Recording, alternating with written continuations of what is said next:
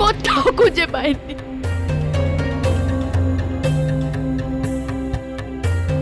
হঠাৎ করে রাজ কোথায় গেল? কেনই বা গেল? তোদের কি কোনো ঝগড়া হচ্ছিল? না পিপি, তেমন কিছুই হয়নি। আসলে কালকে রাতে বাবা যখন ফোন করে বলল যে আমাদের ক্যান্ডেল লাইট ডিনারের কথাটা, তারপর থেকে রাজ কেমন একটা রিয়াক্ট করতে শুরু করলো। কেমন একটা করছিল, ওর ঠিক পছন্দ হয়নি। তোমায় তো আমি আগেই বলেছি এসব সাজানো ব্যাপার আমার একদম পছন্দ নয়।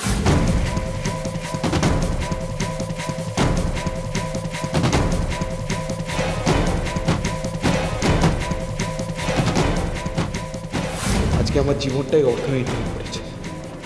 প্লিজ প্লিজ আমাকে একটু একা থাকতে দাও, প্লিজ।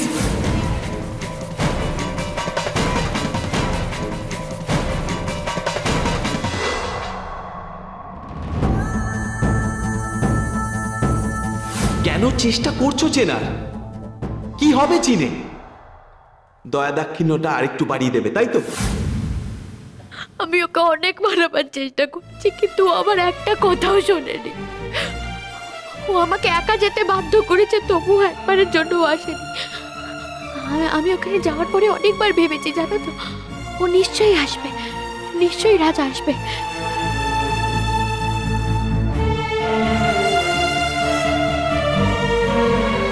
তারপরে যখন অংশু এসে আমাকে বলল যে রাজকে কোথাও খুঁজে পাওয়া যাচ্ছে না, আমি বিশ্বাস করিনি ওর কথা। আমি নিজে সারা বাংলো খুঁজে দেখেছি, কিন্তু আমি ওকে পাইনি পিপি। আমি রাজকে কোথাও খুঁজে পাইনি।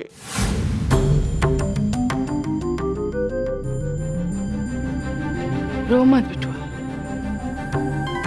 ऐसे मत रो। राजा बाबा जरूर लौट आएगा, उसका कुछ नहीं हो बे, कुछ नहीं। रो मत। একই কথা, হরেকৃষ্ণ ছেলেটা বউ নিয়ে সাত করে ঘুরতে গেল,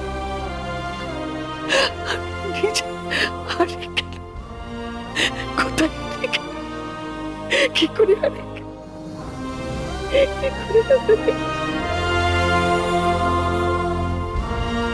প্রশ্নটা তো আমারও সেটাই, কি করে কি হয়।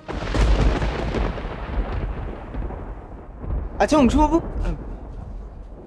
সরি অংশুবাবু, আপনি হঠাৎ ওখানে ছুটে গেলেন কেন? আগে থেকে কিছু জানতেন নিশ্চয়ই।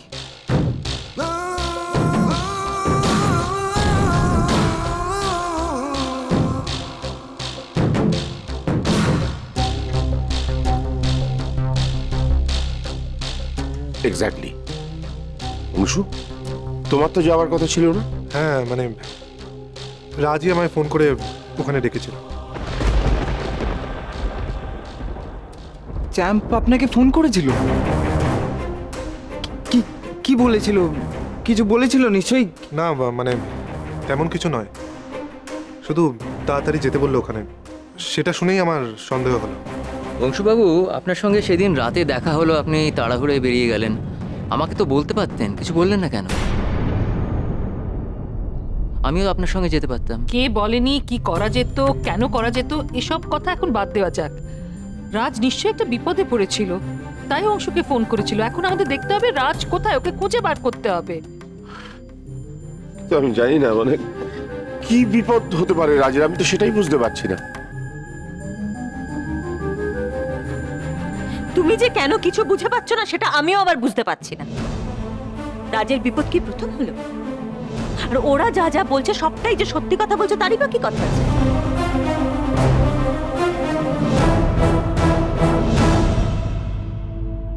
কি বলতে যাচ্ছ কি তুমি? আমি কিছু বলতে চাইছি না, সিচুয়েশনটা বলছে। সিচুয়েশন বলছে রাজের কেউ চরম ক্ষতি করতে চাইছে, আর সেই জন্যই হয়তো রাজকে কিডন্যাপ করেছে।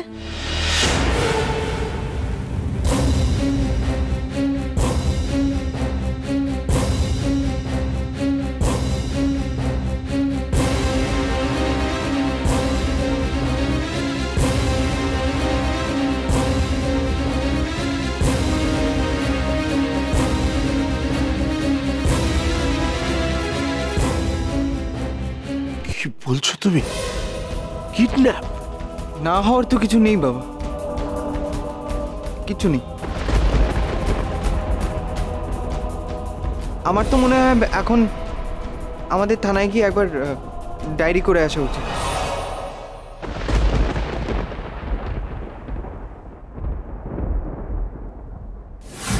আর যদি চ্যাম্প নিজে থেকে কোথাও গিয়ে থাকে তাহলে সেটা সব থেকে বেশি ভালো দিদিভাই বলতে পারবে, তাই না দিদিভাই?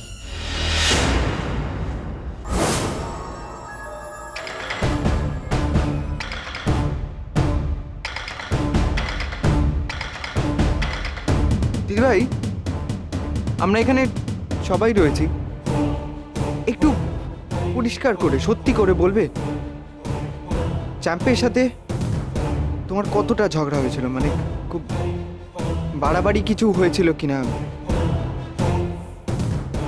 চ্যাম্প তো এমন কি ঘটেছিল যে চ্যাম্প ডিনার করতে পর্যন্ত যায়নি?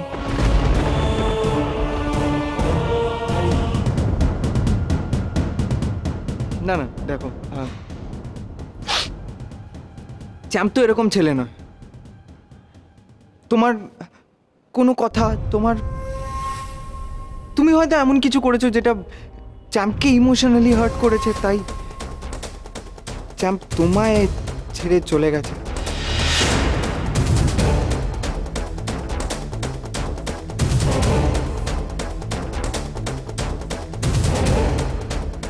আচ্ছা অংশুবাবু, আপনি যখন গিয়েছিলেন তখন কি ওদের ঝগড়া হয়ে গেছে নাকি আপনি যাওয়ার পর ঝগড়াটা শুরু হয়েছে? এসব তুই কি বলছিস রে? না বাবা, আমি আসলে থানায় ডায়েরি করতে যাওয়ার আগে পুরো ব্যাপারটা জেনে নিতে চাইছি। আর দিদিভাই চ্যাম্পের সম্পর্কটা অংশুবাবুর থেকে কে ভালো জানে? আমার মনে হয় অযথা সময় নষ্ট করা হচ্ছে। রাজ এখন কোথায় কিভাবে আছে সেটাই আমাদের বার করা দরকার, সেটারই খোঁজ করা দরকার, তাই না? এক ভেবে ওদের ওখানে পাঠালাম, আর কি থেকে কি হয়ে গেল।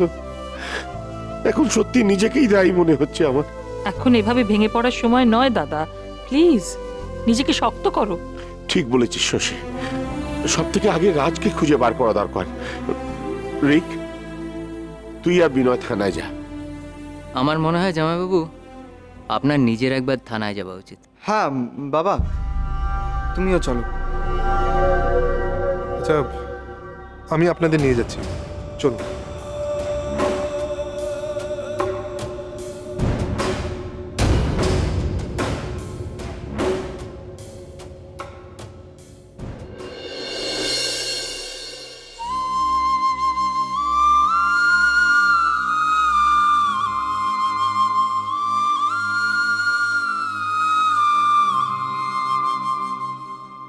আমার রাজ বেঁচে আছে তো, নাকি তুমি আর তোমার প্রেমিক মিলে রাজকে?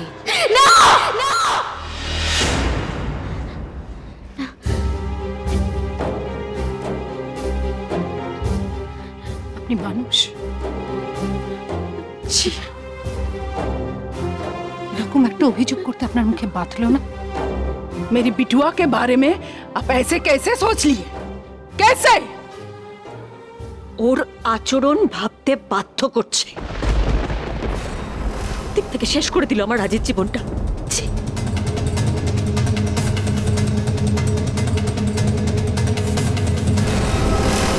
তোমাকে আমি এই কলঙ্ক থেকে মুক্ত করবই ঝিলিক, না হলে আমি নিজেকে কোনোদিন ক্ষমা করতে পারবো না, কোনোদিন না।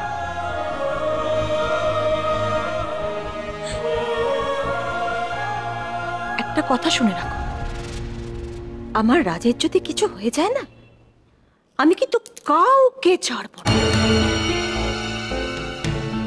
কাউকে না।